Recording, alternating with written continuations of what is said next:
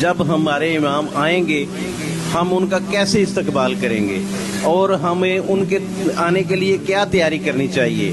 نے پہلا سوال کیا کہ ہمیں امام کے استقبال کے لیے کیا کرنا چاہیے. ہمارے ملکی لیول پہ کسی ملک کا سربراہ ہمارے پاس آتا ہے تو ہم کوشش کرتے ہیں ریڈ کارپٹ استقبال کریں. بے شک ہماری خواہش ہوتی ہے کہ آنے والے مہمان کو بہترین انداز سے تواضع، عزت اور احترام کا سلسلہ چلایا جائے. اس کے لیے ہم سب سے پہلے روڈ صاف کرتے ہیں. بے شک اس کے بعد ہم جتنا ہو سکتا ہے کہیں روڈ ٹوٹے پھوٹے ہیں تو وہ روڈ بنواتے ہیں. اس کے بعد ہم سجاوٹوں کے لیے بینر جگہ جگہ لگاتے ہیں.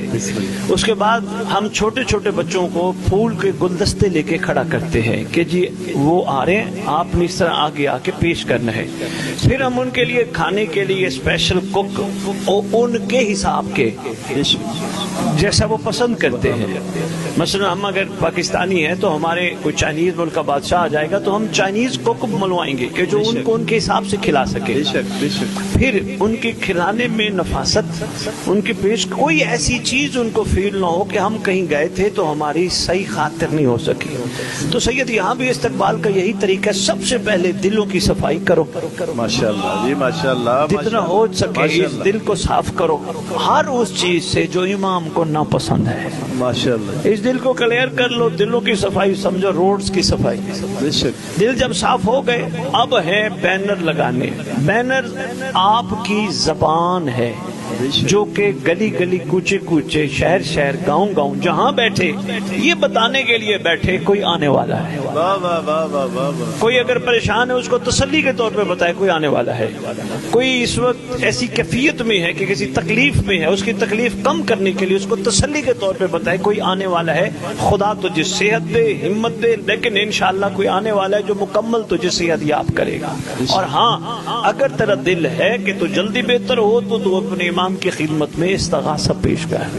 مولا کی خدمت میں عریضہ لکھ. وہ کہے گا عریضہ تو 15 شعبان کو لکھے جاتے ہیں تو آپ ان کی خدمت میں گزارش کریں. عریضہ لکھنے کا کوئی ٹائم نہیں ہے، آپ کسی وقت بھی آقا کو عریضہ لکھ سکتے ہیں. سبحان اللہ. اپنے آقا کو خط لکھنا ہے تو آپ کسی وقت بھی لکھ سکتے ہیں. پھر رہ گئی پھولوں کے لیے بچوں کو سامنے، تو اپنی آنے والی نسلوں کو ذہنی طور پہ اتنا تیار کیا جائے کہ تم عام نہیں ہو، تم نے امام کو پھول پیش کرنے.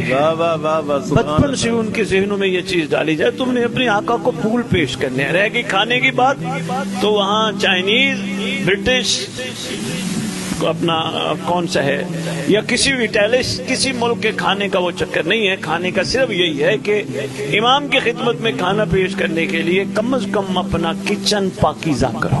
ماشاءاللہ جی ماشاءاللہ. اپنے کچن کو اتنا پاکیزہ کرو کہ سردار آ جائیں. آنا تو انہوں نے ہے یہ تو خیر سے اگر میرے گھر آ جائے تو کم از کم میرے گھر میں پکنے والا کھانا کم از کم حلال بھی ہو، طیب بھی ہو، طاہر بھی ہو. ماشاءاللہ ماشاءاللہ ماشاءاللہ. جو کھائے کم از کم کہے تو صحیح نا جن کا صدقہ ہم کھا رہے ہیں تو وہ صدقہ کمال ہے. تو جو وہ خود آ جائیں ان کی خدمت میں اگر ہم پیش کریں تو کمال ہو.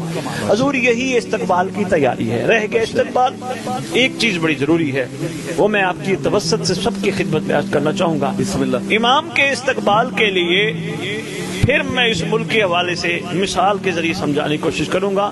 حزب اقتدار ہمیشہ آنے والے بادشاہ کے لیے حزب اختلاف کو بھی ریکویسٹ کرتی آؤ مل کے استقبال کریں. واہ واہ واہ واہ واہ واہ واہ واہ واہ واہ واہ واہ واہ واہ. بہت شکریہ، مہربانی. حزب اقتدار حزب اختلاف کو بھی ساتھ پلاتے. بھئی کوئی آ رہا ہے یار، ابھی سارے اختلافات چھوڑ دیتے، پہلے تو اس کا استقبال کرتے. بسم اللہ. تو جب ہم سب مل کے اپنے عقیدوں کو ایک طرف رکھ کے ایک دوسرے کی انگلی پکڑ کے سرکار کے استقبال کے لیے ہمت کریں گے تو انشاءاللہ پھر خیر سے استقبال کا معیار بڑا کمال ہو جائے گا.